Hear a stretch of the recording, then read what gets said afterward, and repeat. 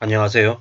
IMF는 한국의 물가가 내년 말이나 되어야 떨어진다고 얘기합니다. 한국의 언론들이 좀 더 빨리 물가가 떨어지고 이제 금리가 내려갈 거다라고 전망하는 것에 비해서 IMF가 좀 더 비관적으로 보고 있다는 겁니다. 그리고 한국의 기준금리 인하는 빨라야 2026년일 거다라고 이야기합니다. 한국의 물가가 2%대로 내려가는 건 한국은 한 2025년쯤이라고 얘기하는데요. 내년이 24년, 그 다음 연도가 25년인데 25년 이제 맞네요. 제가 말씀 잘못 드렸습니다. 저 한국 물가가 내년 말이 아니라 24년이 아니라 25년 말쯤 돼야 내후년 말쯤 돼야지 물가가 내려간다고 합니다. 그러면 24년, 25년 동안 꽤나 혹독한 시간이 닥친다라고 보면 맞는데요. 한국의 시중금리는 2026년 하반기나 돼야 금리가 내려갈 것 같다라고 본다라는 겁니다. 꽤 우려스러운 전망인데 그동안에 24년, 25년, 26년 동안 연거리나 비트환 이들이 많이 몰락하고 많이 망가진다라고 보면 거의 맞을 것 같습니다. 매우 우려스럽죠. 이게 우리 삶에 미치는 여파, 영향 이런 것들은 좀 많이 심각할 겁니다. 이제 뭐 대학생들도 돈이 없어서 밥을 굶는다라고 얘기하는데 밥을 굶어가며 생활하는 그들에게 돈의 가치가 이제 앞으로는 점점 더 중요해질 것 같습니다. 우리는 앞으로 더욱더 실리를 추구하며 살아야 됩니다. 어떻게 살아야 되지? 뭐 먹고 살아야 되지? 뭘 대비하며 지내야 되지? 이런 걱정들, 생각들, 고민들을 더더욱 더 하며 지내야 된다는 겁니다. 그게 필요하다라는 말씀을 드립니다. 참 쉽지 않은 거죠. 좀 더 고민스럽다라고 봐야죠. 누가 뭐라고 해도 참 한국의 경제 상황이 많이 안 좋다라고 봐야 됩니다. 뭐 세계 경제 전망을 통해서 물가 상승률 전망치를 봤더니 뭐 이제 IMF는 이제 3.6이라고 봤답니다. 기획재정부가 3.3, 한국은행이 3.5라고 했는데 그보다도 더 높더라고 이제 전망한답니다. 한국의 경제 상황이 안 좋다라는 거죠. 그리고 한국의 경제가 2024년에 경제 성장률 2.2%까지 본다는데 너무 긍정적으로 보고 있는 것 같습니다. 과연 2%대 성장할 수 있을까? 못할 것 같은데요. 뭐 1% 초반대일 것 같습니다. 뭐 23년보다 24년이 나을 것처럼 얘기하는데 과연 그럴까? 좀 의구심이 많이 들죠. 뭐 이래저래 한국의 경제는 지금 매우 안 좋습니다. 뭐 기획재정부의 전망은 뭐 올 하반기부터 반도체 수출 개선, 뭐 관광산업 회복 등에 힘입어가지고 점진적으로 반등할 거라고 예측했다는데 지금이 11월 달이에요. 반도체 수출 개선이 뭐가 됐습니까? 관광산업 회복이 됐습니까? 그저 그냥 여기에 나와 있는 뉴스 내용은 희망사항을 얘기하는 것 같습니다. 참 씁쓸한 얘기인 거죠. 앞으로 한국의 경제는 더 안 좋아질 거다. 더 어려워질 거다. 라고 봐야 될 것 같습니다.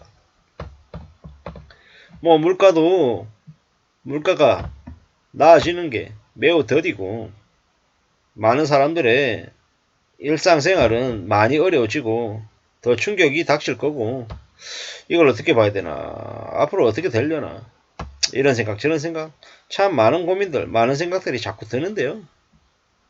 뭐 이제 결국 돌고 돌아서 이제 개개인들의 삶은 어때야 될까?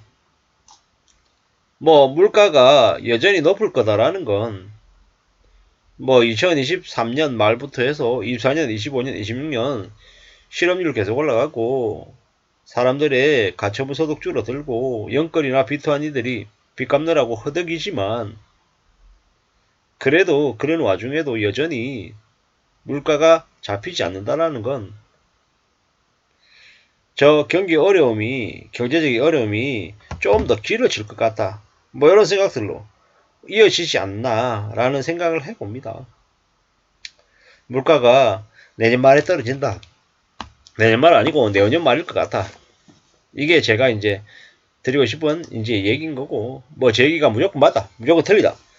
뭐 이런 얘기를 하려는 것보다 그래서 앞으로 어떻게 살아야 되는데, 뭐, 이런 얘기들을 좀 더 하고 싶은 거죠. 좀 더 보수적으로 살아야죠. 좀 더 실리적으로 살아야 되고, 좀 더 조심, 또 조심 해야 된다라는 것. 그게 제일 필요하다라는 말씀을 좀 드리고 싶었던 겁니다. 뭐, 요새 물가가 너무 눈에 띄게 올라서 사람들이 움찔움찔하죠.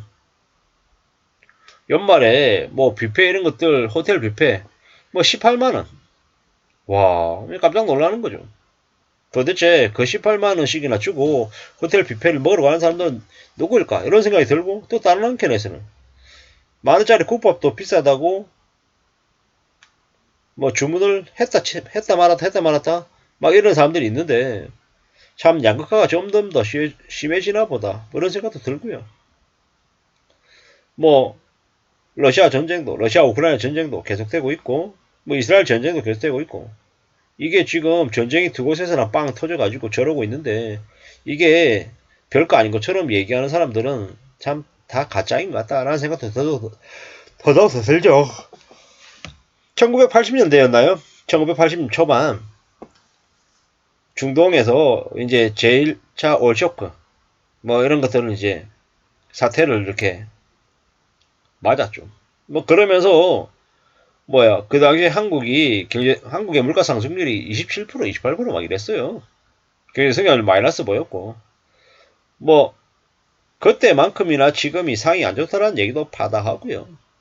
뭐 그렇기 때문에 더 이제 염려하면서 더 조심하면서 살아야 될 것 같은데, 뭐 어쩌려나 싶은 생각도 막 들죠. 지금 한국이 너무 이렇게 좀 긍정적으로 지금 상을 내다보는 건 아닌가, 뭐 이런 생각들도 더더욱 들죠. 참 많이 안 좋은데, 참 많이 안 좋은데. 1978년 이란 혁명으로 제2차 석유 파동 때, 그 여파로 1980년에 한국의 물가 상승률이 28.7이었다네요. 경제 성장률 마이너스 2.1%. 그때 미 연준 기준금리가 21%예요. 난리가 났었죠, 난리가.